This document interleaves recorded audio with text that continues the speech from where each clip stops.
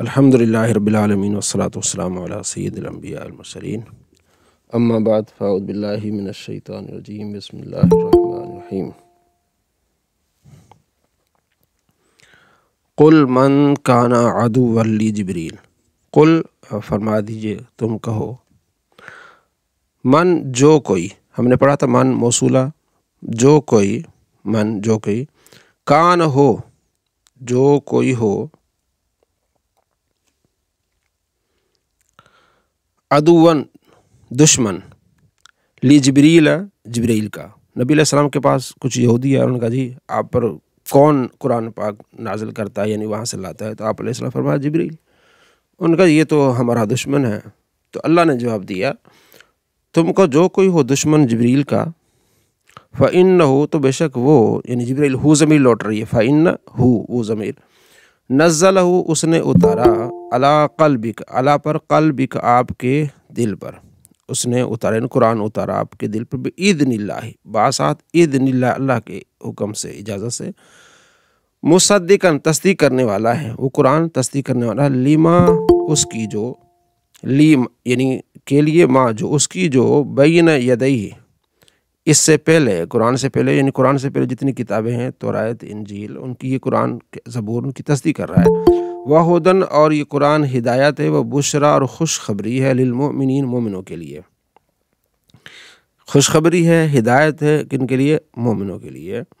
من جو کان ہو عدوًا دشمن، عدوًا دشمن، للہ اللہ کا، و ملائکتی اور اس کے فرشتوں کا، و رسلی اس کے رسولوں کا، و جبریل کا، و میکا اور میکائیل کا، فإن اللہ بے شک اللہ، فإن حروف یہ انشاءاللہ ہم آگے پڑھیں گے، مشبہ بفعل، یہ بڑے مزیدار، یہ انشاءاللہ اس کی جو آگے اس کی تفصیل آئے گی، تو اگلے ہفتے انشاءاللہ اس کو پڑھنے کی ہم وہاں تک پہنچ جائیں گے۔ ان بے شک اللہ عدوً دشمن ہے، للکافرین کافروں کا۔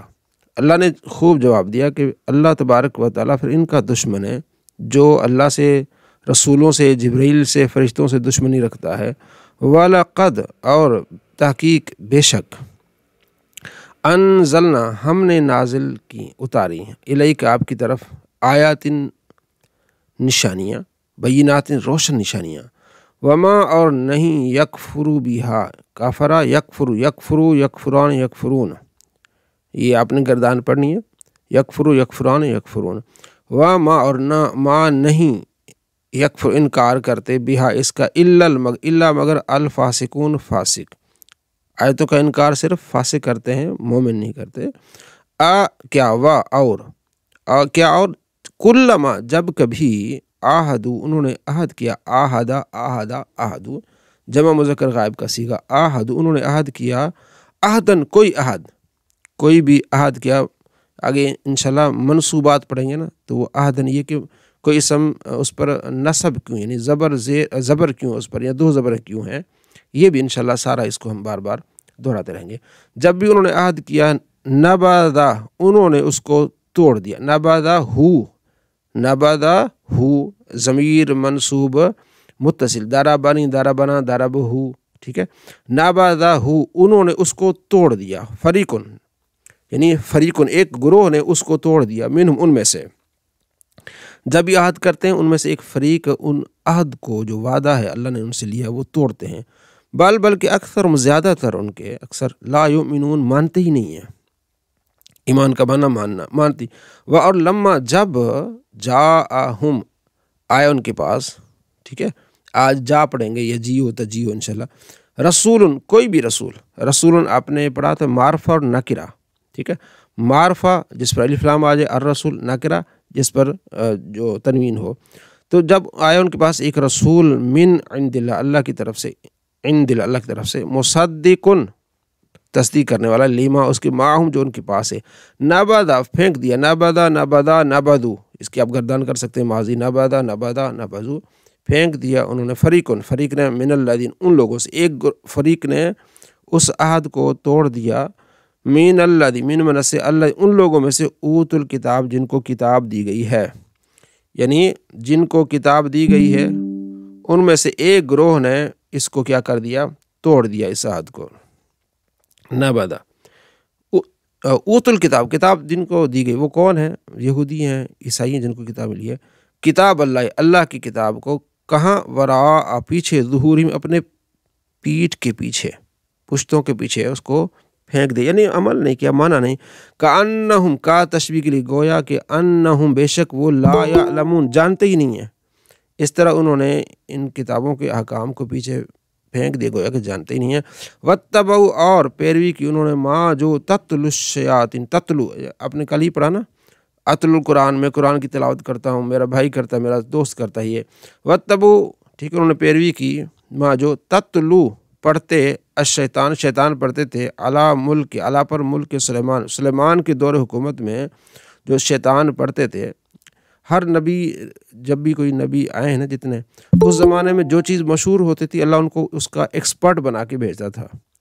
تو موسیٰ علیہ السلام کے زمانے میں جادو بہت زیادہ تھا، تو انہوں نے اس کو ایکسپرٹ بنا کے بھیجا۔ عیسیٰ علیہ السلام کے زمانے میں اتنی بڑی تھی تو ایکسپرٹ بنا کے بھیجا۔ نبی علیہ السلام کے زمانے میں یہ جو زبان، یعنی بولنے پر، فصاحت پر بڑا ناز ہوتا تھا لوگوں کو، اللہ نے آپ کو بھیجا قرآن دے کے۔ اور سلیمان علیہ السلام کے زمانے میں اس طرح یہ چیزیں ہوتی تھیں، جو ہے تعویذ اور اس طرح کی چیزیں ہوتی ہیں، پڑھ کے کسی پر پھونکنا اور یہ کرنا وہ کرنا۔ تو اللہ تعالیٰ نے ایسا ملک آپ کو عطا فرمایا کہ آپ جو ہے نا، مطلب یہ کہ صبح ہوائیں آپ کو چلا کے آپ کے تخت کو لے جاتی تھی۔ تو وہ شیطان وہ جادو سیکھتے تھے، ملک یعنی سلیمان علیہ السلام کے زمانے میں جادوگری کا یہ بڑا یہ تھا۔ تو اللہ نے آپ کو ایسا جادو تو نہیں، اللہ نے ایسی ملکہ دی کہ آپ ایک یعنی صبح سے شام تک 1 مہینے کی مسافت کر دیتے۔ اس وقت جہاز بھی نہیں ہوتے تھے، تو اس زمانے سلیمان آپ علیہ السلام کے دور میں شیطان پڑھتے تھے۔ وما کفر سلیمان، اور کافر، ما کفر، کفر نہ کیا سلیمان نے، ولا، لیکن، کن شیاطین، شیاطین نے، کافرو، کفر کیا، کافرو، کفر کیا، یعلمون، وہ سکھاتے تھے لوگوں کو، السحر، جادو سکھاتے تھے۔ سلیمان علیہ السلام کے زمانے میں کیا کرتے تھے؟ جادو سکھاتے تھے لوگوں کو شیطان۔ وما انزل، اور جو اتارا گیا، انزل، اتارا گیا، علی الملکین، 2 فرشتوں، علی الملکین، 2 فرشتوں، بے بابل، بابل شہر میں، ہاروت و ماروت، اور ماروت، یعنی فرشتے 2 اترے، اللہ نے ان کو اتارا ان کی آزمائش کے لیے۔ تو لوگ ان سے آ کے پھر یہ چیزیں سیکھتے تھے، جادو سیکھتے تھے۔ وما یعلمان، وہ دونوں نہ سکھاتے تھے، من احد، کسی ایک کو، حتیٰ، یہاں تک کہ یقولا، تسنیہ کیا، وہ کہتے، انما نحن، بے شک ہم، صرف ہم، فتنۃ، ہم آزمائش ہیں، ہم کہتے ہیں نا فتنہ آزمائش ہیں تمہارے لیے، فلا تکفر، بس تو کفر نہ کرو، بس تو یعنی اب تم کفر نہ کرو یہ سیکھنے والے۔ فیتعلمون، پس وہ لوگ سیکھتے تھے ان سے جادو، منہما، ان دونوں میں سے، پڑھا ہے نا اپنا، منہما، ان سے، یہ ضمیریں آپ نے پڑھی ہیں، تو جو ہم صرف اور نحو میں پڑھیں گے، اپلائی کریں گے، یہاں غور کریں گے، اور آپ کوشش کریں کہ جو آپ نے پڑھنا ہے، مثلا ہم نے کل پڑھنا ہے، تو اس رکوع کو آپ پہلے پڑھ کے آئیں کہ اس میں فعل کون سا ہے، جو ہم نے قانون پڑھنے میں سے کون سا قانون لگ رہا ہے، اسم ہے، اسم میں نکرہ ہے، معرفہ ہے، پھر واحد ہے، تثنیہ جمع ہے، پھر مذکر ہے کہ مؤنث ہے، یعنی کتنی آپ نے چیزیں الحمدللہ پڑھ لی ہیں، تو آپ کو کافی چیزیں اس میں معلوم ہو جائیں گی۔ فیتعلمون، وہ سیکھتے تھے، منہم، ان میں سے، ما، جو، وہ چیز جو سیکھتے تھے، یفرقون، وہ جدائی ڈالنے ہیں، وہ چیزیں سیکھتے جن سے وہ جدائی ڈالیں، بھی، اس کے ذریعے، اس جادو کے ذریعے، بین المرئی، بین، درمیان، مرئی و زوجی، آدمی اور اس کی بیوی کے درمیان، اس طرح کی جادو سیکھتے تھے کہ ان میں تفرقہ ڈالا جائے۔ وما ہم، اور وہ نہیں ہے، وما، اور نہیں ہے، بدار، نقصان پہنچانے والے، بھی، اس کے ذریعے جادو سے نقصان نہیں پہنچائیں گے، من احد، کوئی ایک بھی، الا، مگر، باذن اللہ، اللہ کے حکم سے، اللہ کی اجازت سے نقصان ہوگا، اللہ کی اجازت کے بغیر کوئی کسی کا نقصان نہیں کر سکتا۔ وَيَتَعَلَّمُونَ، اور وہ لوگ سیکھتے ہیں، ما یضرہم، جو نقصان دے انہیں، ولا ینفعہم، وہ سیکھتے نہیں جو انہیں نفع دے، اور لقد، بے شک، عالموا، انہوں نے معلوم تھا، عالمہ، آپ نے یہ پڑھا ہے، عالمہ، انہیں معلوم تھا، لم، بے شک، لا، بے شک، من، ضرور، جس سے، لمن اشتراہ، لما نشتراہ ملائے گے، خریدا یا لیا انہوں نے، مالہ، جو مال، فی الآخرت، آخرت میں، من خلاق، کوئی ان کا حصہ نہیں ہے، یعنی دنیا میں جو وہ یہ مال لیتے ہیں وہ دنیا تک رہ جائے گا، آخرت میں ان کا کوئی حصہ نہیں ہے۔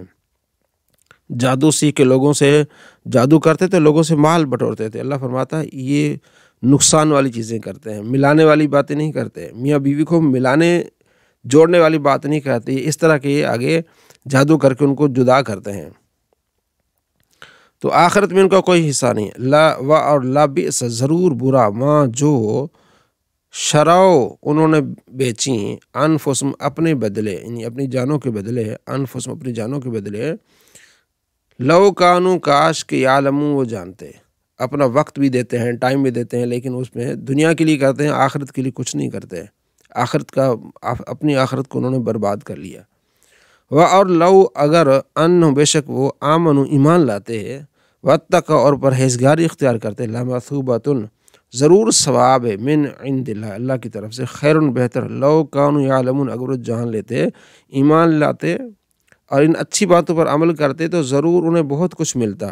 تو یہ اللہ تبارک و تعالیٰ فرما رہا ہے کہ انہوں نے کفر کیا اور وہ جادو سیکھا جس سے میاں بیوی کو الگ کریں، نقصان اور فتنہ پھیلائیں، لیکن اچھی چیزیں نہیں سیکھتے تھے، اس میں اچھی بھی چیزیں تھیں، ملانے والی بھی چیزیں تھیں، وہ نہیں سیکھتے تھے، اور فرمایا کہ یہ جو ہے یہ انہوں نے کفر اختیار کیا تھا اور آخرت میں ان کا کوئی حصہ نہیں ہے۔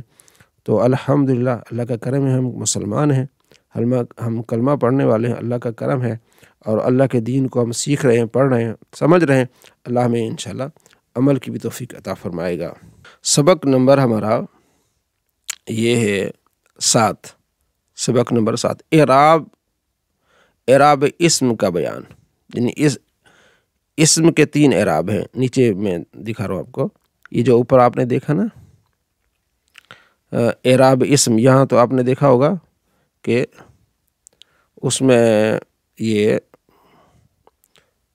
1 نمبر آ گیا، 1 نمبر، یعنی کہ آپ اس کی تشریح نیچے دیکھ سکتے ہیں، اعراب اسم کا بیان، ٹھیک ہے، اعراب اسم کا بیان، کہ اسم کا اعراب کیا ہے۔ نیچے تھوڑی تشریح 1 نمبر، اسم کے 3 اعراب ہیں، ایک ہوتا ہے اعرابی اور ایک ہوتا ہے اعراب، زبر زیر پیش اس کو اعراب کہتے ہیں، ٹھیک ہے، زبر زیر پیش کو اعراب کہتے ہیں۔ اب اس میں جو نحو میں یہ زبر زیر پیش نہیں بولتے، ٹھیک ہے، اس کو بولتے ہیں رفع نصب جر۔ قرآن پاک پڑھتے ہیں ہم کہتے ہیں نا زبر زیر پیش، لیکن جو آگے ہم نحو پڑھتے ہیں، آگے اس کو آگے بڑھتے ہیں، اس علم کو لیتے ہیں، تو اس میں پھر اس کا ایک مطلب مخصوص نام ہوتے ہیں، رفع نصب جر، ٹھیک ہے۔ رفع سے مراد حالت رفع جو پیش ہو یا فاعل بن رہی کوئی چیز، نصب منصوب یعنی جو حالت نصبی جو مفعولیت والی چیز ہو، جس پر کوئی چیز واقع ہو رہی، جر کسرہ یعنی جو حالت جری ہو، جو مضاف الیہ بن رہی ہو، یا اس سے پہلے کیا ہو جی حرف جارہ ہو، جو 17 آپ نے حرف جارہ پڑھے ہیں، ٹھیک ہے۔ رفع ویسے پیش کو کہتے ہیں، نصب زبر کو کہتے ہیں، اور جر کسرہ کو کہتے ہیں، رفع نصب جر۔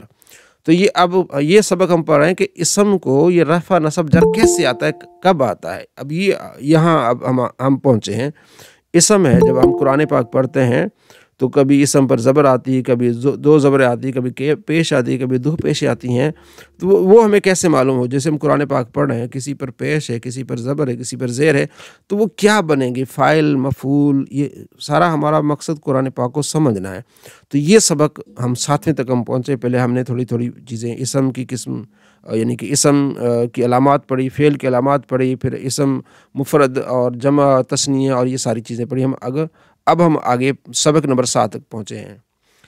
اسم کے 3 اعراب ہوتے ہیں، رفع نصب اور جر، یہ بھی اسم کی اعراب، اسم کے اعراب سے متعلق یہ ہماری گفتگو ہو رہی ہے کہ اسم کے اعراب، یعنی اس میں پریشان ہونے والی کوئی بات نہیں ہے، صرف یہ ہے کہ جب ہم قرآن پاک پڑھتے ہیں، الحمدو ہم نے پڑھا، یہ جو دال پر پیش ہے، یہ الحمدو، ٹھیک ہے نا، یہ کیوں ہے پیش ہے، یعنی جب آئے گی تو ہم اس کا معنی کیا بنے گا، ٹھیک ہے۔ اگر ہم اس کو پڑھ کے پھر اگر زبر زیر نہ بھی ہو تو ہم سمجھ جائیں گے کہ اس کا یہ الحمد اس پر پیش ہے، اور اس پر پیش کیوں آئی۔ بہت ساری چیزوں پر ہم جب جاتے ہیں، مثلا ہم نماز پڑھتے ہیں، یا ارحم الراحمین پڑھتے ہیں، جب اینڈ پہ دعا مانگتے ہیں تو یہ ہمیں نہیں پتہ ارحم الراحمین ہے مراحمین ہے، تو یہ قانون اور یہ جو ہے اصول سیکھنے سے آپ کو بہت ساری چیزیں آسان ہو جائیں گی۔ تو اسم کے اعراب، یہ اسم پر زبر زیر پیش کب آئے گی، اس بارے میں ہماری گفتگو ہو رہی ہے۔ اقسام اعراب کے اعتبار سے اسم کی 16 قسمیں ہیں۔ اقسام اعراب یعنی اسم پر زبر زیر پیش آئے گی تو اس حساب سے اسم کی کتنی قسمیں؟ 16 قسمیں ہیں، ٹھیک ہے جی، جن کی تفصیل درج ذیل ہے۔ نمبر 1، اسم مفرد منصرف صحیح۔ پہلا اسم ہے، مفرد اکیلا ہے، منصرف اس کو کہتے ہیں جس پر زبر زیر پیش، دو زبر دو زیر دو پیش آ جائیں، اور صحیح ہے۔ اور نہ ایک صحیح آپ نے پڑھا تھا صرف میں کہ جس میں حرف علت نہ ہو، دو حرف ایک جنس کے نہ ہو، ٹھیک ہے نا، تو حمزہ نہ ہو، وہ صحیح صرف والا تھا۔ اور یہ جو نہ والا صرف صحیح ہوتا ہے وہ یہ ہوتا ہے کہ اس کے اینڈ پہ واو نہ ہو، حرف علت نہ ہو۔ اسم مفرد منصرف ہے، اسم ہے یعنی فعل نہیں، حرف نہیں ہے، مفرد اکیلا ہے، منصرف ہے یعنی منصرف کا معنی یہ جس پر جو چاہے اعراب آ جائے، بس یوں سمجھ لیں۔ صحیح ہے یعنی اینڈ پہ حرف علت نہیں ہے۔ تو اسم ایسا جب اسم آئے گا تو اس کا اعراب کیا ہوگا، آگے اس کا رزلٹ بتاتے ہیں۔ دوسرا نمبر، مفرد ہے، منصرف ہے، جاری مجرا ہے۔ جاری مجرا صحیح اس کو کہتے ہیں جس کے اینڈ پر واو اور یا ہو، جاری مجرا صحیح۔ جو 3 نمبر آپ نے دیکھا ہے نا، یہ 3 نمبر جو ہے تو اس کو آپ نے نیچے تفصیل دیکھ سکتے ہیں۔ جمع مکسر ہے۔ تیسرا کیا ہے؟ جمع مکسر۔ جمع آپ نے پڑھا نا پیچھے واحد، پھر آپ نے جمع کی پھر 2 قسمیں پڑھی تھی، جمع تکسیر، جمع تصحیح۔ جمع مکسر وہ آپ نے پڑھا تھا جس میں واحد، جب واحد سے جمع بنائے تو واحد کی سلامت نہ رہے، یعنی واحد سلامت نہ رہے جب جمع بنے۔ جیسے رجلن سے رجال بن گیا نا، تو رجلن تھا نا، جب اس رجلن کی ہم نے جمع بنی تو رجال بن گیا، تو جو واحد سلامت نہیں رہا۔ جو جمع تصحیح وہ تھا کہ جس میں واحد مسلم ہے، جب اس کی جمع بناتے تو وہ سلامت رہتی ہے، واحد بھی سلامت رہتی ہے جمع میں۔ جب واحد سے جمع بناتے ہیں تو جمع کی حالت میں واحد بھی بیچ میں ہوتی ہے، اسی طرح ہوتی، بعینی اسی طرح ہوتی، اس کے آگے جو اس کی یعنی اس کی اضافہ کیا جاتا ہے، جیسے مسلم سے مسلمون، اس کو کہتے ہیں جمع سالم یا جمع تصحیح، جمع سالم یا جمع تصحیح۔ تو جمع مکسر یہ ہے کہ وہ واحد سے جب جمع بنائے تو وہ واحد ٹوٹ جائے، جس سے رجلوں سے کیا ہے رجال۔ اب یہ 3 ہے، 16 میں سے آپ نے 3 پڑھ لیے کہ اسم مفرد منصرف ہو، صحیح ہو، یعنی جیسے زیدن کی طرح اس طرح ہو، دلون کی طرح ہو، مفرد منصرف، جمع مکسر ہو۔ یہ 3 اسم اب اگر قرآن پاک میں کہیں آئیں گے تو ان کا اعراب کیا ہوگا؟ یہ گفتگو ہو رہی کہ ان کا اعراب کیا ہوگا۔ اگلے صفحے پہ جی ان کا اعراب، ان تینوں اسماء کی حالت رفع ضمہ سے، حالت رفع یعنی یہ فاعل بنیں گے، مبتدا بنیں گے، خبر بنیں گے، حالت رفع یعنی یہ 8 قسمیں آئیں گی انشاءاللہ، آگے ہم پڑھیں گے۔ حالت رفع کہ جو ابتدا جس سے ہوتی ہے، جو اسٹرانگ ہوتے ہیں، حالت رفع میں سے فاعل بھی بنتا ہے۔ ان تینوں اسماء کی حالت رفع ضمہ سے، حالت نصبی فتح سے، ضمہ سے یعنی پیش سے ہوگی، حالت نصبی یعنی مفعولیت فتح سے ہوگی، اور حالت جر یعنی کسرہ آتی ہے، جر یعنی حالت جری جب آئے گی وہ کسرہ سے ہوگی۔ جیسے اب مثالیں آ رہے ہیں، جاءنی زیدن، جاءنی زیدن، پہلی کی مثال جمع اسم مفرد منصرف صحیح، جاءنی زیدن، میرے پاس زید آیا، جاءنی دلون، ٹھیک ہے، دلون کہتے ہیں گھڑے کو جو مٹی کا ہوتا ہے، مٹکا سمجھ لے اس کو، میرے پاس مٹکا آیا، جاءنی رجالن، میرے پاس آدمی آئے، ٹھیک ہے۔ تینوں کی مثال جا پر دے دی انہوں نے، ٹھیک ہے، زیدن، دلون اور رجالن، یہ حالت رفع ہے۔ اب دیکھ رہے ہیں یہ حالت رفع سے مراد یہ فاعل بن رہا ہے دلون، یہ زیدن کیا بن رہا ہے، یہ فاعل بن رہا ہے، میرے پاس آیا، کون آنے والا کون ہے، زید، اسے کہتے ہیں فاعلی، یہ فاعل بن رہا ہے کہ میرے پاس زید آیا۔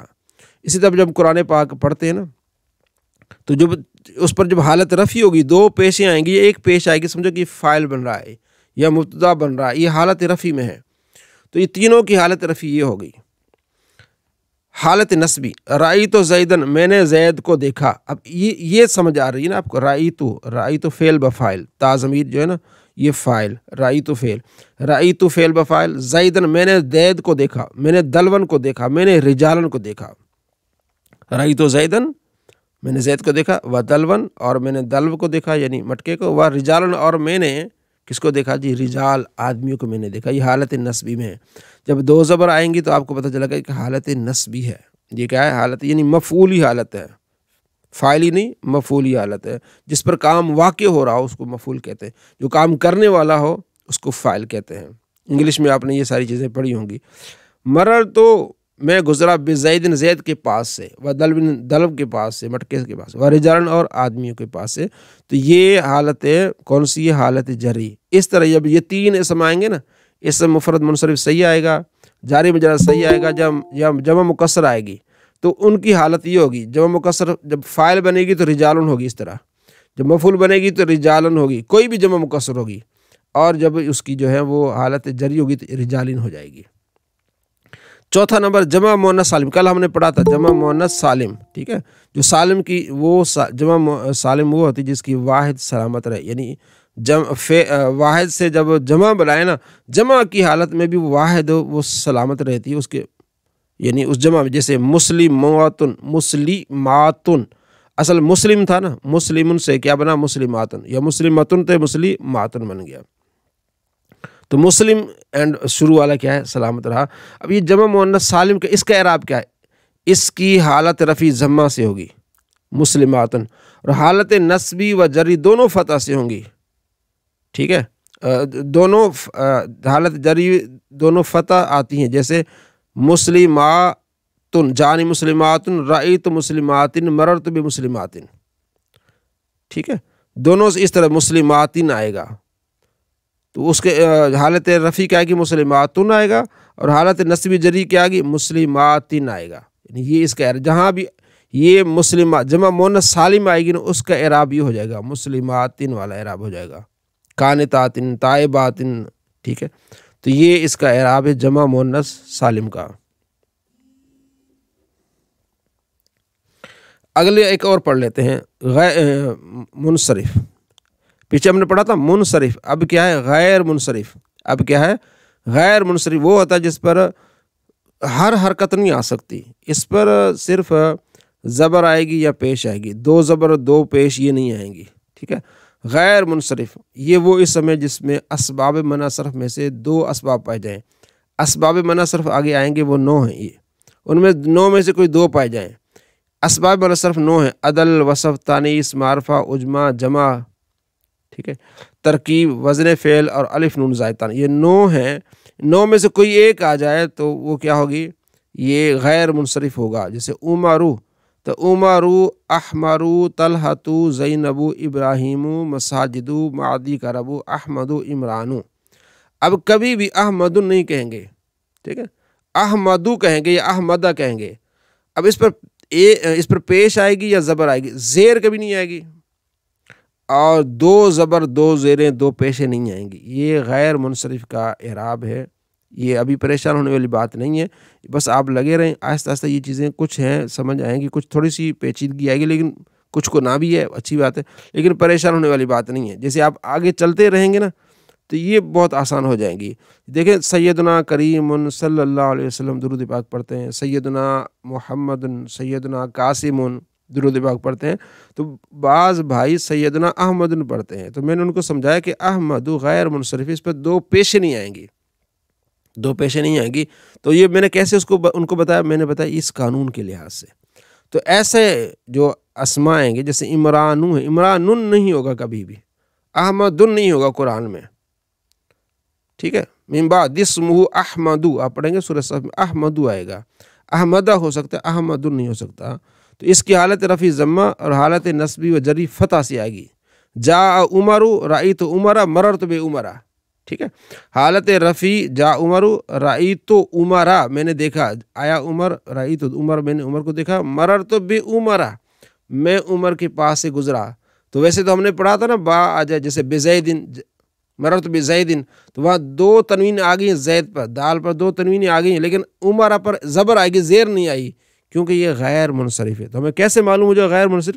آہستہ آہستہ معلوم ہو جائے گا، ابھی تو ہم سمندر میں ابھی گئے ہیں، انشاءاللہ چھینٹوں سے نہیں ڈرنا، آہستہ آہستہ پتہ چل جائے گا کہ یہ غیر منصرف ہے، آہستہ آہستہ اس کو ہم گہرائی تک جائیں گے انشاءاللہ، اللہ سے دعا کریں گے اللہ آسانی فرمائے، یہ ساری چیزیں انشاءاللہ سمجھ آئیں گی، پریشان والی بات نہیں، بس دہراتے رہیں، اس کو پڑھتے رہیں، انشاءاللہ یہ چیزیں سمجھ آ جائیں گی۔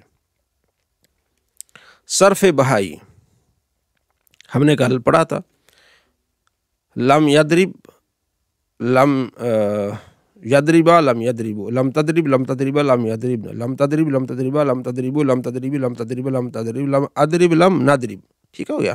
لم یہ عمل کیا کرتا ہے، یہ مضارع پہ داخل ہوتا ہے، 2 طرح کے عمل کرتا ہے، ایک تو معنی میں چینجنگ کر دیتا ہے، جو مضارع کا معنی ہوتا ہے نا حال کا اور مستقبل کا، کرتا ہوں یا کروں گا، مارتا ہوں یا ماروں گا، سنتا ہوں یا سنوں گا، ٹھیک ہے، تو یہ کیا کرتا ہے جب لم داخل ہو جاتا ہے اس میں تو معنی میں پہلی چینجنگ کر دیتا ہے، یہ کہ ماضی منفی میں معنی کرتے ہیں، لم یضرب اس نے نہیں مارا، ٹھیک ہے. اور لفظوں میں یہ چینجنگ کرتا ہے کہ جہاں جہاں اس کے پیش آتی ہے نا 5 سیغوں پر پیش آتی ہے، لم یضرب، یضربو، تضربو، تضربو، ٹھیک ہے. یہ والا پہلا ہے، ٹھیک ہے. یہاں یضربو تھا، لم آ گیا تو لم یضرب. 5 جگہ جہاں پیش آتی ہے وہ ساکن کر دے گا. ایک یہ سیغہ ہوگا لم یضرب، دوسرا ہوگا لم تضرب، تیسرا ہوگا لم تضرب، چوتھا ہوگا لم اضرب، اور 5واں ہوگا لم نضرب، ٹھیک ہے. یہ 5 سیغے ہیں، یہ تھے یضربو، تضربو، تضربو، اضربو، نضربو.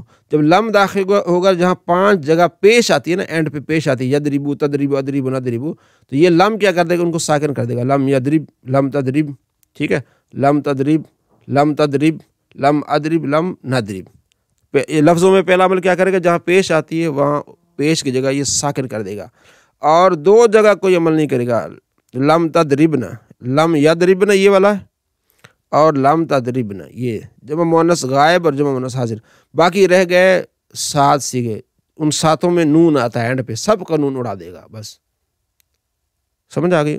امید ہے کہ یعنی کہ لم جب داخل ہوگا، کیونکہ 14 سیغے ہیں مضارع میں، ماضی کے بھی 14 سیغے ہیں، تو مضارع کے 14 سیغوں کے جو 5 سیغے اس کے اینڈ پہ پیش آتا ہے، ٹھیک ہے. باقی جتنے سیغے ہیں تقریباً ان میں کیا آتا ہے، نون آتی ہے. تو پہلے 5 کے جو پیش اڑا کے اس کو ساکن کر دے گا، لم یضرب، لم تضرب، لم تضرب، لم اضرب، لم نضرب. باقی رہ گئے نون والے سیغے، ٹھیک ہے. ان میں 2 جگہ کچھ نہیں عمل کرے گا، جمع مؤنث غائب اور جمع مؤنث حاضر، ٹھیک ہو گیا.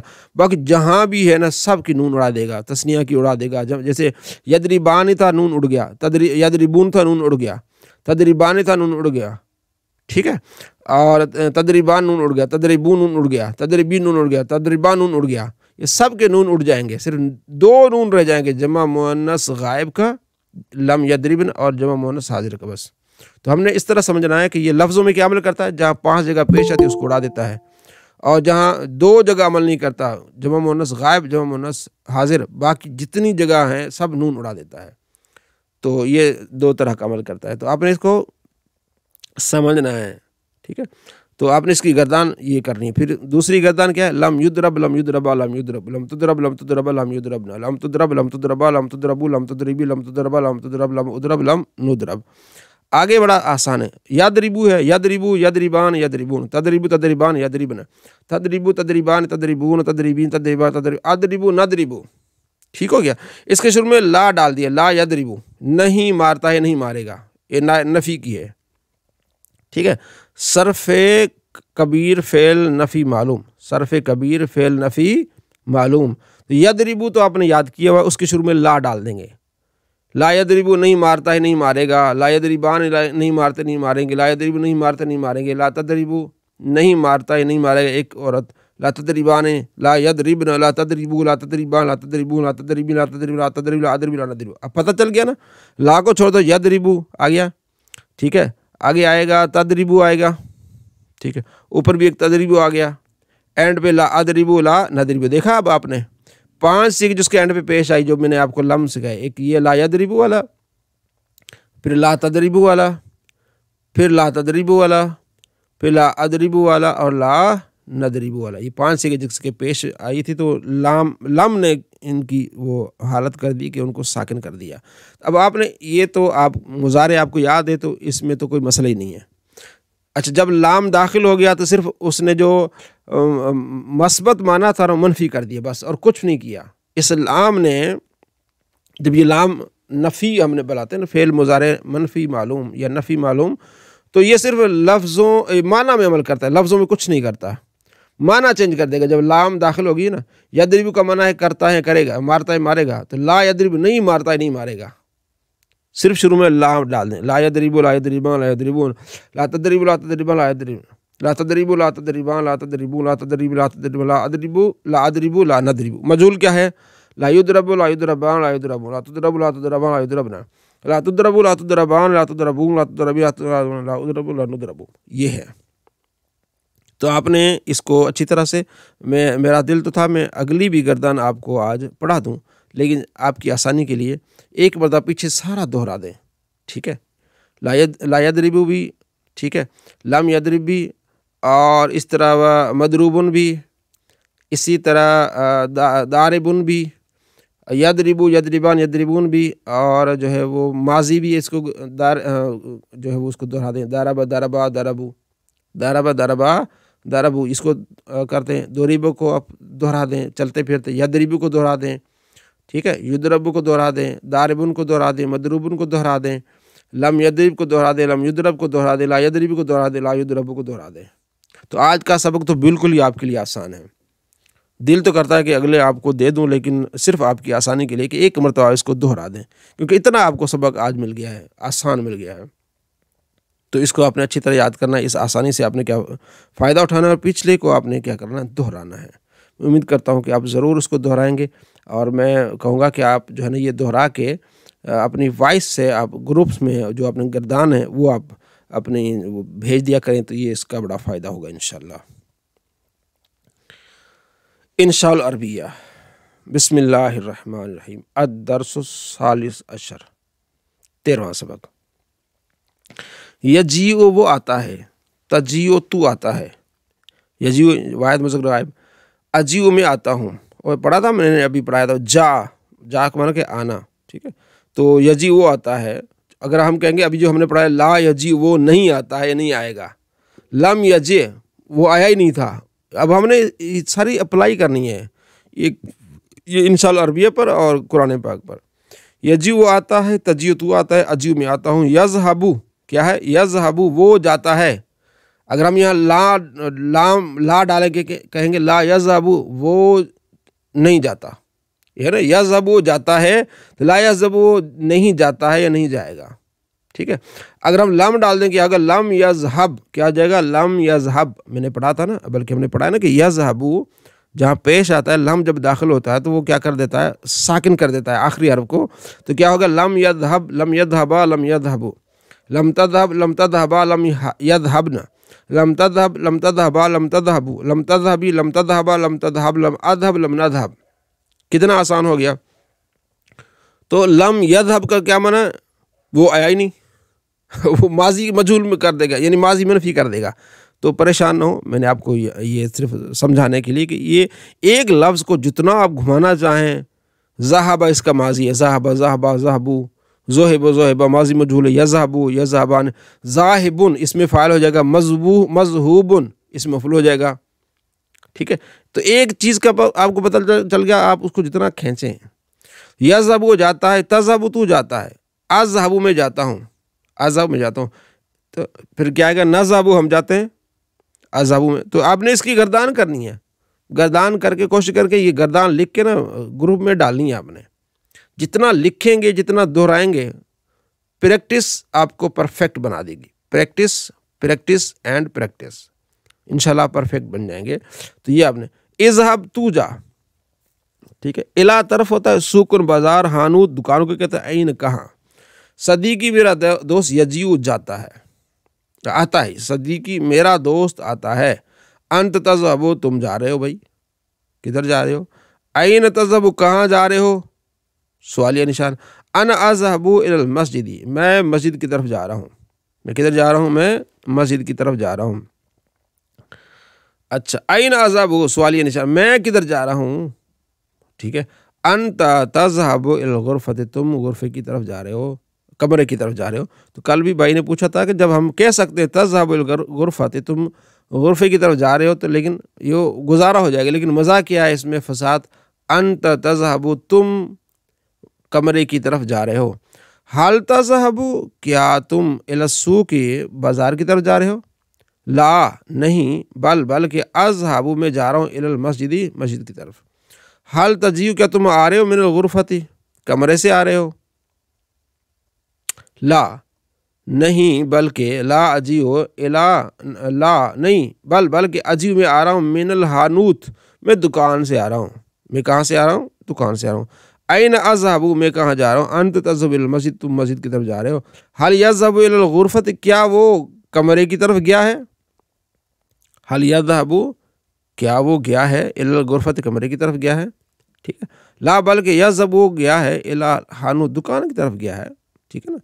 تو جاتا ہے یا جاتا ہوں، وہ اس کی اتنے لمبے کرنے کی ضرورت نہیں، بس ادھر وہ کیا ہے، کمرے کی طرف گیا ہے، یا آپ کہہ سکتے جاتا ہے، وہ کمرے کی طرف جاتا ہے، ٹھیک ہے۔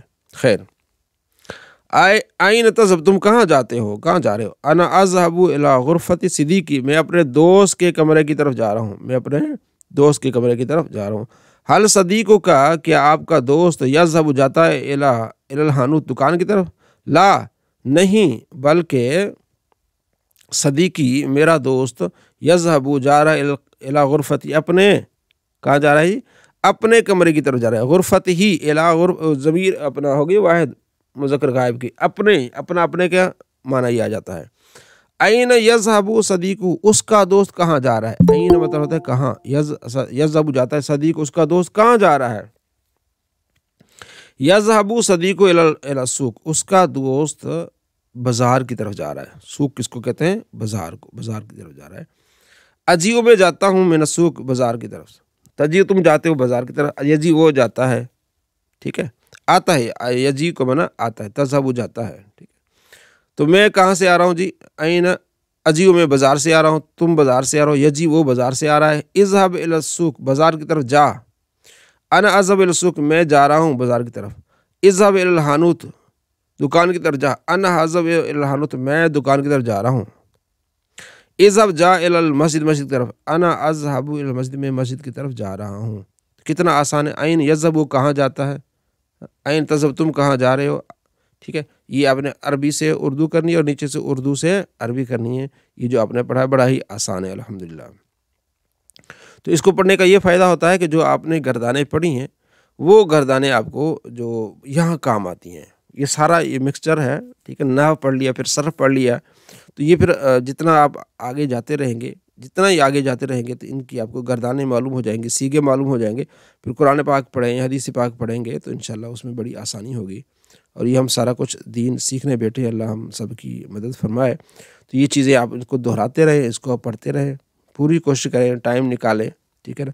بہت سارے دوست ٹائم نکال رہے ہیں، تو ہر بھائی کو چاہیے کہ وہ ٹائم نکالے اور اس میں جو ہے نا وہ تھوڑا بہت لکھ کے گروپ میں بھیجے، تو پریکٹس آپ کی ہوتی رہے گی۔ اور جب آپ نے اگلا انشاءاللہ ہم نے جیسے کہا قرآن پاک کا پڑھنا ہے، تو آپ نے کیا کرنا ہے، ایک مرتبہ صبح اٹھ کے اس رکوع کو دیکھنا ہے کہ جو ہم نے پڑھا اس میں سے کیا کیا آ گیا ہے۔ اسم ہے، فعل ہے، حرف ہے، اسم ہے تو کون سا اسم ہے، کون سی علامت اسم کی اس میں ہے، پھر وہ مذکر ہے کہ مؤنث ہے، اگر مؤنث ہے تو اس میں مؤنث کی کون سی علامت ہے، ٹھیک ہے، واحد ہے، تثنیہ ہے کہ جمع ہے، پھر اگر جمع ہے تو جمع قلت ہے، جمع کثرت، یہ بھی ہے، ٹھیک ہے۔ اگر جمع مذکر، جمع سالم ہے کہ جمع مکسر ہے، جمع سالم ہے تو مؤنث ہے کہ مذکر ہے۔ تھوڑا اتنا لمبا بھی نہ کریں، تھوڑا بہت کرتے رہیں، تبھی ہمیں کافی انشاءاللہ اس کا فائدہ ہوگا۔ یہ پریکٹس کرتے رہیں گے تو انشاءاللہ بہت آسانی ہو جائے گی۔ قانون شریعت، بسم اللہ الرحمن الرحیم۔ ایمان و کفر کا بیان، ایمان و کفر کا بیان۔ ایمان کیا ہے؟ ایمان یہ کہ اللہ عز و جل و رسول صلی اللہ تعالیٰ علیہ وآلہ وسلم کی بتائی ہوئی تمام باتوں کا یقین کرے اور دل سے سچ جانے، اسے کیا کہتے ہیں؟ ایمان۔ اللہ عز و جل و رسول صلی اللہ تعالیٰ علیہ وآلہ وسلم کی بتائی ہوئی تمام باتوں کا یقین کرے اور دل سے سچ جانے، یہ کیا ہے؟ ایمان ہے۔ اللہ فرماتا ہے کہ آخرت ہوگی تو مان لیا، یقین کر لیا۔ اللہ فرماتا ہے مرنے کے بعد اٹھنا ہے تو یقین کر لیا، کچھ بھی ہو جائے بھئی مرنے کے بعد اٹھنا ہے۔ کافر اس کا انکار کرتے تھے، اس لیے کفر انکار ہو گیا نا، کفر کیا، یعنی وہ کہتے کیسے ہو سکتا ہے کہ مرنے کے بعد بندہ اٹھے گا، بندہ ہڈیاں ہو جائے گا، وہ کافر ہو گئے۔ انہوں نے کیا کر دیا؟ اللہ کی باتوں کا انکار کر دیا۔ نبی علیہ السلام نے فرمایا کہ قیامت میں یہ ہوگا، قبر میں سوال ہوں گے، ہم نے مان لیا، یہ ایمان ہے۔ جس نے انکار کیا یہ کیا ہے؟ کفر ہے۔ کفر کیا ہے؟ اگر کسی ایسی ایک بات کا بھی انکار کرے جس کے بارے میں یقینی طور پر معلوم ہے کہ یہ اسلام کی بات ہے تو یہ کفر ہے۔ جیسے قیامت ہے، فرشتے ہیں، جنت ہے، دوزخ ہے، ان کو اگر انکار کرے گا تو یہ کفر ہے۔ حساب کو نہ ماننا، یا نماز ہے، روزہ ہے، حج، زکوٰۃ کو فرض نہ جاننا، قرآن کو اللہ عز و جل کا کلام نہ سمجھنا، یہ بھی کفر ہے۔ کعبہ قرآن یا کسی نبی یا فرشتے کی توہین کرنی، کعبے کی، قرآن کی، نبی کے، فرشتے کی توہین کرنی کفر ہے۔ یا کسی سنت کو ہلکا بتانا، ٹھیک ہے، شریعت کے حکم کا مذاق اڑانا اور ایسی ہی اسلام کی کسی معلوم مشہور بات کا انکار کرنا یا اس میں شک کرنا یقیناً کفر ہے۔ مسلمان ہونے کے لیے ایمان و اعتقاد کے ساتھ اقرار بھی ضروری ہے کہ اقرار بھی کرے۔ جب تک کوئی مجبوری نہ ہو، مثلاً اقرار کی بات ہو رہی ہے کہ جب تک کوئی مجبوری نہ ہو، مثلاً بولی نہیں نکلتی یا زبان سے کہنے میں جان جاتی ہے یا کوئی عضو کاٹا جاتا ہے، تو اس وقت زبان سے اقرار کرنا ضروری نہیں ہے۔ مطلب کوئی مارنے والا ہے، گولی مار رہا ہے، کوئی اور چیز کر رہا ہے، اس وقت خاموش رہنا، بلکہ صرف زبان سے خلاف اسلام بات بھی جان بچانے کے لیے کہہ سکتا ہے۔ اگر کوئی کہتا ہے کہ تمہیں مار دوں گا، ٹھیک ہے، تم جیسے ہندو کہتے ہیں مسلمانوں کو، تم جو ہے وہ اپنا ہندوؤں والا نعرہ لگاؤ جان بچانے کے لیے، ہاں، لیکن یہ کہنا، لیکن نہ کہنا اچھا ہے۔ بہرحال جان بچانا بھی لازمی، جان بچانے کے لیے کہہ سکتا ہے، لیکن اگر وہ اپنے ایمان پہ رہتا ہے، مارنا ہے تو مار دو، میں نہیں کچھ کہوں گا، تو پھر وہ شہید ہوگا۔ اس کے سوا جب کبھی زبان سے کلمہ کفر نکالے گا کافر ہوگا۔ خوشی سے کلمہ کفر نکالے گا، ہندوؤں کو پکارے گا یا ہندوؤں کے بتوں کو پکارے گا، اگر چاہیے کہہ کہ خالی زبان سے کہا، دل سے نہیں کہا، تو میں نے بتوں کے نام لیے، ان سے مانگا، دل سے نہیں کہا، تو یہ نہیں، ایسا نہیں چلے گا۔ اسی طرح وہ باتیں جو کفر کی نشانی ہیں، جب ان کو کرے گا کافر ہو جائے گا، جیسے جنیوا ڈالنا، ڈوریاں وغیرہ پہنتے ہیں، اس طرح چٹیا رکھنا، سلیب لٹکانا، یہ کیونکہ یہ عیسائیوں کی نشانی ہے، تو ایسا کرے گا تو یہ بھی کفر کی نشانی ہے۔ کتنی بات سے آدمی مسلمان ہوتا ہے؟ مسلمان ہونے کے لیے اتنا کافی ہے کہ صرف دین اسلام ہی کو سچا مذہب مانے اور کسی ضروری دینی کا منکر نہ ہو، اور ضروریات دین سے کسی ضروری دینی کے خلاف عقیدہ نہ ہو، ٹھیک ہے۔ اگرچہ تمام ضروریات دین کا اس کو علم نہیں، لیکن وہ کہتا ہے میں اسلام کی باتیں مانتا ہوں، لہذا بالکل لٹھ گنوار جاہل جو اسلام اور پیغمبر اسلام صلی اللہ علیہ وسلم کو حق مانے اور اسلامی عقیدوں کے خلاف کوئی عقیدہ نہ رکھے، چاہے کلمہ بھی صحیح نہیں پڑھتا ہو، یقین کر لیا تو وہ مسلمان ہے، مومن ہے، کافر نہیں۔ البتہ نماز، روزہ، حج وغیرہ اعمال کے ترک سے گناہ گار ہوگا، لیکن مومن رہے گا، اس لیے کہ اعمال ایمان میں داخل نہیں ہے۔ اعمال جو ہے وہ ایمان میں، یعنی نماز روزہ ایمان میں داخل نہیں، کوئی نماز روزہ نہیں پڑھے گا تو یہ نہیں کہ وہ کافر ہو گیا، ٹھیک ہے۔ جو چیز بے شبہ حرام ہو، جس میں کوئی شبہ ہی نہیں ہے، اس کو حلال جاننا اور یقیناً جو حلال ہو اس کو حرام جاننا، یہ بھی کفر ہے۔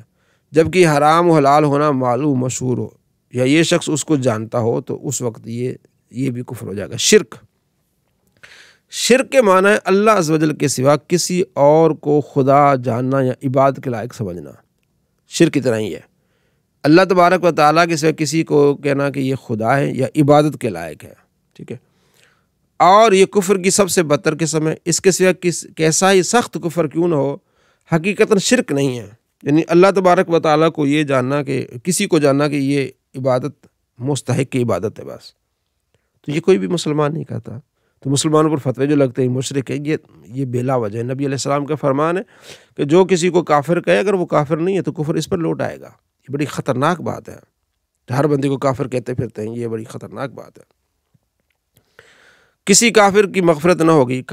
کفر کے سوا سب گناہ اللہ تبارک و تعالیٰ کے مجھ سے پر ہیں، جسے چاہے اللہ کریم بخش دے، یعنی کفر کے علاوہ جو بھی گناہ چاہے اللہ بخش دے۔ عقیدہ نمبر 23، کبیرہ گناہ کرنے سے مسلمان کافر نہیں ہوتا، بلکہ مسلمان ہی رہتا ہے۔ اگر بلا توبہ کیے مر جائے تو بھی اس کو جنت ملے گی، اس کو جنت ملے گی۔ گناہ کی سزا بھگت کر، یہی گناہ کی سزا بھگتے گا، جیسے کل ہماری ایک بہن نے سوال کیا تھا کہ وہ کہتے ہیں شفاعت ہوگی، وہ تو ہونی ہے، گناہ گار کیوں نہیں ہے، لیکن گناہ کی سزا بھگتے گا، یا معافی پا کر، اور یہ معافی اللہ تعالیٰ کے محض اپنی مہربانی سے دے، یہ حضور کی شفاعت سے، یہ بھی ہو سکتا ہے کہ اللہ تبارک و تعالیٰ معافی دے دے۔ اور ایسا بھی ہے کئی واقعات احادیث میں ہے کہ جس سے وہ اس نے پیسے لیے ہیں، جس کا اس پر حق ہے، تو اللہ اس کو راضی کر دے، یہ اس کو اللہ راضی کر دے، تو اللہ تبارک و تعالیٰ غفور رحیم ہے۔ لیکن یہ غفور رحیم کا مطلب یہ نہیں کہ جو بندہ جس کو چاہے مار دے، جس کا مال چاہے وہ لے لے، کیا پتہ پھر وہاں بخشش نہ ہو، پھر جہنم میں سڑنا پڑے، ایک دن بھی سڑنا اور کچھ لمحے بھی سڑنا بڑا خطرناک ہے۔ تو کیوں ہم ایسا کریں؟ ہمیں تو امن اور سکون چاہیے۔ آج کل آپ دیکھ رہے ہوں گے، اللہ تعالیٰ رحم فرمائے، ترکی میں، شام میں کس طرح خطرناک زلزلے آئے ہوئے ہیں، کیسی دیواریں، کیسے مطلب بڑی بلڈنگیں کیسے گر رہی ہیں۔ اللہ تبارک و تعالیٰ ہم سب کو حفظ و امان میں رکھے۔ اللہ ان کی بخشش فرمائے، اللہ ان کی مدد فرمائے۔ کافر کے لیے دعا مغفرت کرنا کیسا ہے؟ ایک بندہ کافر ہے، اس کے لیے آپ دعا کرنا کیسا ہے؟ جو کسی مرے ہوئے کافر کے لیے مغفرت کی دعا کرے، یا کسی کافر مرتد کو مرحوم یا مغفور یا بہشتی کہے، یا کسی ہندو مردہ کو بے کنٹ باشی کہے، وہ خود کافر ہے۔ یعنی کہ کافر کو آپ مرحوم نہیں کہہ سکتے، بے کنٹ باشی یعنی جنت میں رہنے والا، نیچے اس کا ترجمہ لکھا ہوا ہے۔ تو کافر کو جو یقینی کافر ہے، ٹھیک ہے نا، اس کے لیے آپ تو دعا کر ہی نہیں سکتے نا۔ تو حضرت ابراہیم علیہ السلام نے دعا کی تھی اپنے والد کے لیے، جب اللہ نے منع فرما دی، وہ آپ کے چچا تھے، اللہ نے آپ نے منع کر دیا، ٹھیک ہے۔ اسی طرح کافر کے لیے دعا نہیں ہے۔ کوئی مر جاتے ہیں، بڑے بڑے ایکٹرز مر جاتے ہیں، تو ان کے لیے دعا نہیں ہے، ٹھیک ہے۔ اظہار افسوس کر سکتے ہیں کہ وہ فوت ہو گئے، یا وہ اپنوں کے لیے اچھا ان کا کام تھا، فلاں وہ اچھا کام تھا، لیکن اس کے لیے ہاتھ اٹھا کے دعا نہیں کر سکتے۔ عقیدہ نمبر 24، عقیدہ نمبر کیا ہے؟ 24۔ مسلمان کو مسلمان جانا اور کافر کو کافر جاننا ضروری ہے، البتہ کسی خاص آدمی کے کافر ہونے کا یا مسلمان ہونے کا یقین اس وقت تک نہیں کیا جا سکتا جب تک کہ شرعی دلیل سے خاتمہ کا حال معلوم نہ ہو جائے کہ کفر پر مرا یا اسلام پر مرا۔ لیکن اس کے یہ معنی نہیں کہ جس نے یقین کفر کیا اس کو کافر ہونے میں شک کیا جائے، ایسا نہیں ہے۔ اس لیے کہ یقینی کافر کے کفر میں شک کرنا خود کافر ہونا ہے۔ اس لیے کہ شریعت کا حکم ظاہر کے لحاظ سے، کوئی کافر تو اس کو ہم کافر کہیں گے، مسلمان اس کو مسلمان کہیں گے۔ اب یہ نہیں کہیں گے بھائی یہ کافر تو ہے لیکن کیا پتہ مسلمان ہو، بھائی ظاہری طور پہ حکم لگے گا کہ ہاں جی یہ کافر ہے، ٹھیک ہو گیا۔ قیامت میں فیصلہ حقیقت کے اعتبار سے ہوگا۔ اگر کوئی کافر دل میں ایمان لاتا ہے تو قیامت کے دن فیصلہ ہوگا، لیکن دنیا میں ہم اس کو کافر کہیں گے۔ اس کو یوں سمجھو کہ کوئی کافر یہودی نصرانی ہندو مر گیا تو یقین کے ساتھ نہیں کہا جا سکتا کہ کفر مرا، مگر ہم کو اللہ اور رسول کا یہی حکم ہے کہ اسے کافر کہا جائے، کافری جانے اور کافری کا برتاؤ کیا جائے گا۔ جس طرح جو ظاہراً مسلمان ہے اس کا کوئی قول فعل اسلام کے خلاف نہیں، تو فرض ہے کہ ہم اس کے مسلمان ہی سمجھیں، اگرچہ ہمیں اس کے خاتمے کا معلوم نہیں ہے، لیکن ہم اس کو کیا سمجھیں گے؟ مسلمان ہی سمجھیں گے۔ عقیدہ نمبر 5، کفر اسلام کے سوا کوئی تیسرا درجہ نہیں ہے۔ ایک کافر ہوگا یا مسلمان ہوگا، آدمی مسلمان ہوگا یا کافر ہوگا، ایسا نہیں کہ نہ کافر ہو نہ مسلمان ہو، ایسا نہیں ہے۔ عقیدہ نمبر 26، مسلمان ہمیشہ جنت میں رہیں گے، کبھی نکالے نہ جائیں گے، اور کافر ہمیشہ دوزخ میں رہیں گے، کبھی نہ نکالے جائیں گے، جہنم سے نہیں نکالے جائیں گے۔ اچھا آگے مسئلہ نمبر 2، اللہ عز و جل کے سوا کسی اور کو سجدہ کرنے کا حکم۔ اللہ عز و جل کے سوا کسی اور کو سجدہ تعبدی کفر ہے، اور سجدہ تعظیمی حرام ہے۔ تعبد یعنی عبادت سمجھ کے، خدا سمجھ کے عبادت کرنا یہ کفر ہے، اور تعظیم کے لحاظ سے سجدہ کرنا تو یہ کیا ہے؟ حرام ہے۔ تو تعظیمی سجدے کو لے کے بعض لوگ یہ کفر کے فتوے دیتے ہیں، بھائی اس نے کفر کر دیا، شرک کر دیا۔ نہیں، اگر کسی نے کسی قبر پر سجدہ کیا تو حرام ہے، لیکن وہ بندہ کافر نہیں ہوگا، مشرک نہیں ہوگا۔ لوگ شرک کے فتوے دیتے ہیں تو ہم نے ان کو بھی روکنا جو شرک کے فتوے دیتے ہیں، اور ہم نے ان کو بھی روکنا جو سجدہ کرتے ہیں۔ جب بھی مزارات پہ جانا ہے 4 ہاتھ دور کھڑے ہو کے پڑھائی کرنی ہے، پڑھ کے بخشنا ہے، ان کے وسیلے سے دعا کرنی ہے، بس اتنا ہی ہے۔ نہ سجدہ کرنا ہے اور نہ جو ہے گڑ گڑا کے ان سے مانگنا ہے، بلکہ ان کا وسیلہ مانگنا ہے، اللہ کے ولیوں کا وسیلہ مانگنا ہے، اللہ سے دعا کرنی ہے۔ تو جو شرک کے فتوے لگاتے وہ غلط ہیں، ٹھیک ہے۔ جو سجدہ کرتے وہ حرام کرتے، لیکن جو شرک کے فتوے لگاتے وہ ان سے بھی غلط ہے، کیونکہ کسی مسلمان کو کافر کہنا، مشرک کہنا بہت بڑی ان کی جسارت ہے۔ بدعت کی تعریف، جو بات رسول اللہ صلی اللہ تعالیٰ علیہ وآلہ وسلم سے ثابت نہ وہ بدعت ہے، ٹھیک ہے۔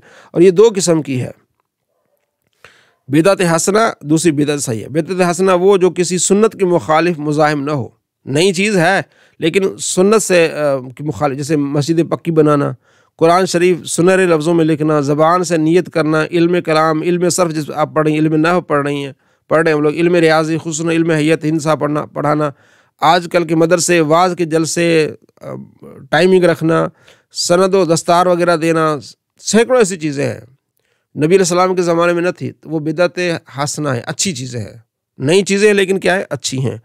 ایسے کہ بعض واجب تک ہیں، جیسے تراویح کی نسبت حضرت عمر رضی اللہ عنہ کے ارشاد ہے کہ نعمت البدعۃ ھذہ، اچھی بدعت ہے۔ اور بدعت سیئہ کیا ہے؟ قبیحہ، وہ جو کسی سنت کے مخالف ہو، اور یہ مکروہ حرام ہے، یعنی وہ بدعت بری ہے جو نبی علیہ السلام کے زمانے میں نہیں تھی، اور وہ آج اگر کوئی کرے جو سنت کے مخالف، جیسے سنت اٹھ جاتی ہو، سنت طریقہ ہے تو وہ کام کرنے سے وہ سنت اٹھ جاتی ہو. کیا بدعت کیا ہے؟ بدعت سیئہ اسے کہتے ہیں. بدعت سیئہ، بدعت سیئہ کبیحہ وہ ہے جو کسی سنت کے مخالف اور مزاحم، مخالف و مزاحم ایک ہی معنی ہے. اور یہ کیا ہے؟ یہ مکروہ ہے. یہ آپ نے پڑھ لیا بدعت کی اقسام. ریاض الصالحین. بسم اللہ الرحمن الرحیم. صلی اللہ علیہ محمد صلی اللہ علیہ وسلم. کتاب اللباس، لباس کا بیان، سفید کپڑا پہننا اور دوسرے رنگ پہننے کے متعلق. اللہ تبارک و تعالیٰ نے قرآن مجید فرقان حمید میں ارشاد فرمایا ہے، یا بنی آدم قد انزلنا علیکم لباسا یواری سوآتکم وریشا ولباس التقوی ذالک خیر. اے اولاد آدم، ہم نے تمہاری طرف ایک لباس اتارا تاکہ تمہاری شرم گاہوں کو چھپائے اور تمہاری آرائش اور پرہیزگار ہو. تمہاری آرائش ہو اور پرہیزگاری کا لباس سب سے بھلا ہے. یعنی ہم نے تمہارے لیے لباس بنایا ہے تاکہ تم اچھے لگو. لباس پہننے کے بندہ بہت اچھا لگتا ہے. مختلف لباس ہوتے ہیں. تمہاری آرائش ہوتی ہے، زینت ہوتی ہے. اور پرہیزگاری کا لباس سب سے اچھا بہتر ہے. یعنی پرہیزگار بننا یہ بھی ایک لباس ہے. نگاہیں نیچی رکھنا، اخلاق سے بات کرنا، ٹھیک ہے نا، کسی کا لحاظ کرنا، یہ پرہیزگاری کا لباس اور یہ سب سے اچھا لباس ہے. اور سورہ نحل میں اللہ فرماتے ہیں، اور تمہارے لیے کچھ پہناوے بنائیں کہ تمہیں گرمی سے بچائیں، اور کچھ پہناوے کے لڑائی میں تمہاری حفاظت کریں. وہ جو زرہیں پہنتے ہیں، خود پہنتے ہیں، مغفر جس کو ہم نے پہلے پڑھا تھا. حضرت ابن عباس رضی اللہ تعالیٰ عنہ سے روایت ہے کہ رسول اللہ صلی اللہ تعالیٰ علیہ وآلہ وسلم فرمایا، سفید لباس پہنا کرو کیونکہ وہ تمہارے بہترین کپڑوں سے ہے، اور اسی میں مردوں کو کفن دیا کرو. سفید لباس کی فضیلت ہے. حضرت سمرہ رضی اللہ تعالیٰ سے روایت ہے کہ رسول اللہ صلی اللہ تعالیٰ علیہ وآلہ وسلم فرمایا، سفید لباس پہنا کرو کیونکہ یہ نہایت ستھرا اور پاکیزہ ہے، اور اسی میں اپنے مرنے والوں کو کفن دیا کرو. اور حضرت برہ رضی اللہ تعالیٰ فرماتے ہیں کہ رسول اللہ صلی اللہ تعالیٰ علیہ وآلہ وسلم میانے قد کے تھے، اور میں نے آپ کو سرخ جوڑے میں دیکھا تو میں نے آپ سے زیادہ حسین کوئی نہیں دیکھا. بخاری میں 3551 نمبر روایت ہے. ٹھیک ہے جی. اب اوپر والی روایت اور اس میں اوپر میں روایت میں نبی علیہ السلام فرماتے ہیں سفید لباس پہنا کرو، یہ امر ہے. یہ آگے انشاءاللہ اصول حدیث اور اصول جو ہے نا فقہ ہمیں پڑھیں گے. اب ایک طرف آپ علیہ السلام کا فرمان ہے کہ سفید لباس پہنا کرو، اور دوسری طرف نبی علیہ السلام نے سفید نہیں بلکہ سرخ جوڑا پہنا ہوا ہے. تو اس کو کہتے ہیں، یہ جو حکم ہے نا، یہ حکم کی قسمیں آگے ہم پڑھیں گے انشاءاللہ، اسی لیے ہم بیٹھے ہیں. پڑھیں گے اصول فقہ پڑھیں گے. اس میں یہ کہ حکم کی کئی قسمیں ہوتے ہیں. ایک ہوتا ہے استحبابی حکم ہوتا ہے، ایک ہوتا ہے فرض کے لیے، ایک ہوتا ہے واجب کے لیے، ایک ہوتا ہے مستحب کے لیے. یعنی ایک ہوتا ہے حکم کہ یہ کرنا ہے، اور ایک یہ حکم ہوتا ہے اس طرح کرو. ٹھیک ہے. تو یہ جو حکم ہے نا سفید لباس پہنا کرو، یہ استحبابی ہے، مستحب ہے. آپ علیہ السلام جو حکم دے رہے ہیں نا کہ سفید لباس پہنا کرو، تو یہ مستحب ہے کہ سفید لباس پہنا کرو. یہ فرض واجب نہیں ہے. کیوں؟ اگلی حدیث سے معلوم ہوا کہ آپ علیہ السلام نے خود سرخ جوڑا آپ نے پہنا ہوا ہے. ٹھیک ہے. تو یہ پڑھنے سے ہمیں مزید معلومات حاصل ہو جاتی ہے. تو کوئی بھی لباس آپ پہن سکتے ہیں. حضرت ابو جحیفہ وہب بن عبداللہ فرماتے ہیں کہ میں نبی کریم صلی اللہ تعالیٰ علیہ وآلہ وسلم کے پاس مکہ مکرمہ میں آیا کہ آپ وادی ابتا میں چمڑے کے سرخ خیمے میں تشریف فرماتے. حضرت بلال رضی اللہ تعالیٰ عنہ آپ کے وضو کو آپ پانی لے کر باہر تشریف لائے تو کسی کو اس کے چھینٹے نصیب ہوئے اور کسی کو پانی میسر آ گیا. یعنی نبی علیہ السلام نے وضو کیا تو وہ جو پانی بچا ہوا تھا برتن میں، تو صحابہ نے وہ لیا، چھینٹے لیے، کسی کو پانی میسر آیا، کسی کو چھینٹے میسر آئے، برکت لے رہے تھے. اتنے میں نبی کریم صلی اللہ تعالیٰ علیہ وآلہ وسلم سرخ جوڑا پہنے باہر تشریف لائے. گویا کہ میں آپ کی پنڈلیوں کی سفیدی اب بھی دیکھ رہا ہوں. آپ صلی اللہ تعالیٰ علیہ وآلہ وسلم کی جو پنڈلیوں کی سفیدی تھی وہ کہتے ہیں میں اب بھی دیکھ رہا ہوں. تو حضرت ابو جحیفہ گویا کہ میں آپ کی پنڈلیوں کی سفیدی اب بھی دیکھ رہا ہوں. آپ صلی اللہ علیہ وسلم نے وضو فرمایا اور حضرت بلال نے اذان دی اور میں ان کے منہ کی طرف دیکھنے لگا. وہ حی علی الصلاۃ اور نماز کی طرف کہتے ہوئے دائیں طرف پھرتے اور حی علی الفلاح اور کامیابی کی طرف بائیں طرف پھرتے. یعنی اذان دیتے ہوئے حی علی الصلاۃ کہتے دائیں طرف اور حی علی الفلاح کہتے بائیں طرف پھرتے. اچھا جی. پھر ایک نیزہ گاڑا گیا تو آپ نے آگے بڑھ کر 2 رکعتیں نماز ظہر پڑھائی. آگے سے کتے اور گدھے گزر رہے تھے. چونکہ نیزہ تھا وہ اس لیے آگے سے کتے اور گدھے گزر رہے تھے، ٹھیک ہے، وہ سترا بن گیا نا۔ پھر آپ نے نماز اثر 2 رکعتیں پڑھائی، پھر آپ مدینہ واپسی پر 2 رکعتیں نماز جو ہے آپ علیہ السلام پڑھتے رہے۔ تو یہ حالت ہے سفر میں 2 رکعتیں ہوتی ہیں 4۔ تو اس حدیث میں کیا ہے کہ آپ علیہ السلام نے کون سا لباس پہنا ہوا تھا؟ سرخ لباس پہنا ہوا تھا۔ آپ صلی اللہ تعالیٰ علیہ وآلہ وسلم نے سرخ لباس پہنا ہوا تھا۔ یہ ہم نے اس میں آگے کیا ہے اسی ہی کا حصہ، حضرت ابو رمسا رفاع تیمی رضی اللہ تعالیٰ عنہ فرماتے ہیں کہ میں نے رسول اللہ صلی اللہ تعالیٰ علیہ وآلہ وسلم کو دیکھا، آپ پر سبز رنگ کے 2 کپڑے تھے۔ تو سبز رنگ کے کپڑے بھی پہنے جا سکتے ہیں، اور اسی سے سبز امامہ بھی ثابت ہے، کیونکہ امامہ کپڑوں میں شامل ہے، سبز امامہ۔ تو یہ لکھا ہے امام ترمذی نے کہ یہ حدیث صحیح ہے، بے اسناد صحیح ہے۔ حضرت جابر رضی اللہ عنہ فرماتے ہیں کہ رسول اللہ صلی اللہ علیہ وسلم فتح مکہ کے روز مکہ مکرمہ میں داخل ہوئے تو آپ سیاہ امامہ باندھے ہوئے تھے، سیاہ امامہ، ٹھیک ہے، سفید بھی جائز ہے، سیاہ بھی ہے۔ اور حضرت ابو سعید عمر بن حریث فرماتے ہیں کہ گویا کہ میں رسول اللہ صلی اللہ تعالیٰ علیہ وآلہ وسلم کو دیکھ رہا ہوں، آپ پر سیاہ امامہ تھا، آپ نے اس کے کنارے دونوں کندھوں کے درمیان لٹکے رکھے تھے۔ مسلم کی ایک روایت میں کہ رسول اللہ صلی اللہ تعالیٰ علیہ وآلہ وسلم لوگوں کو خطبہ دیا اور آپ کے سر پر سیاہ رنگ کا امامہ تھا۔ حضرت عائشہ رضی اللہ تعالیٰ فرماتی ہے کہ رسول اللہ صلی اللہ تعالیٰ علیہ وآلہ وسلم کو 3 سفید سوتی یمنی کپڑوں میں کفن دیا گیا، ان میں قمیص اور پگڑی نہ تھی، قمیص نہیں تھی بس وہ، اور پگڑی بھی نہ تھی۔ حضرت عائشہ رضی اللہ عنہ فرماتی ہے کہ ایک صبح رسول اللہ صلی اللہ تعالیٰ علیہ وآلہ وسلم سیاہ بالوں کی دھاری چادر پہن کر باہر تشریف لائے۔ تو جو چادر ہے وہ سیاہ بھی آپ پہن سکتے ہیں، کالی کملی والے جیسے ہم کہتے ہیں، وہ پہنی جا سکتی ہیں۔ اگلی روایت ہے حضرت مغیرہ بن شعبہ فرماتے ہیں کہ میں ایک رات نبی کریم صلی اللہ تعالیٰ علیہ وآلہ وسلم کا ہم سفر تھا، آپ صلی اللہ تعالیٰ علیہ وآلہ وسلم پوچھا تمہارے پاس پانی ہے؟ میں نے عرض کی جی ہاں۔ بس آپ سواری سے نیچے تشریف لائے اور چل پڑے، یہاں تک کہ رات کی سیاہی میں اوجھل ہو گئے۔ پھر تشریف لائے تو میں نے برتن سے آپ پر پانی ڈالا اور آپ نے اپنا چہرہ دھویا۔ آپ اونی جبہ زیبتن کیے ہوئے تھے، اسے بازو باہر نکالنے مشکل ہو گئے تھے۔ آپ صلی اللہ علیہ وسلم نے نیچے کی طرف سے نکال کر انہیں دھویا اور سر کا مسح کیا۔ میں آپ کے موزے اتارنے کے لیے نیچے جھکا تو آپ علیہ السلام نے فرمایا انہیں چھوڑ دو۔ میں نے انہیں طہارت کے ساتھ پہنائے اور پھر آپ صلی اللہ تعالیٰ علیہ وآلہ وسلم نے مسح کیا، یعنی موضوع پر مسح کیا۔ تو یہاں بھی ایک جبے کا ذکر ہے۔ آگے پھر قمیص پہننا مستحب ہے، اس کا ذکر حضرت ام سلمہ رضی اللہ تعالیٰ فرماتی ہیں کہ رسول اللہ صلی اللہ تعالیٰ علیہ وآلہ وسلم کو تمام کپڑوں میں قمیص زیادہ پسند تھی۔ تو یہ ہم نے پڑھا، الحمدللہ رب العالمین۔